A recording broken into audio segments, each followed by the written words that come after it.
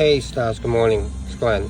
Stas, please, just use your scissor case only once at the end of the day to store your shears.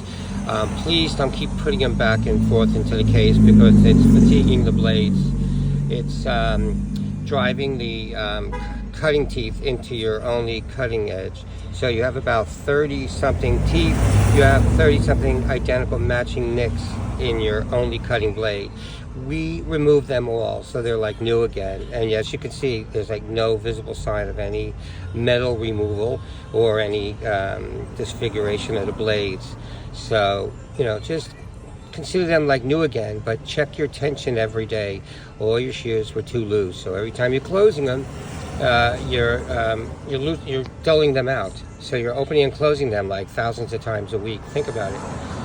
All right, so we're going to finish the rest of the shears and hold us to it. Make sure they're like new or better, but you have to collaborate and take care of them every day. We're going to leave you some oil and a chamois. So at the very least, wipe them clean and dry after every haircut, check the tension, and rest them on a soft surface, and only store them away in the case at the end of the day.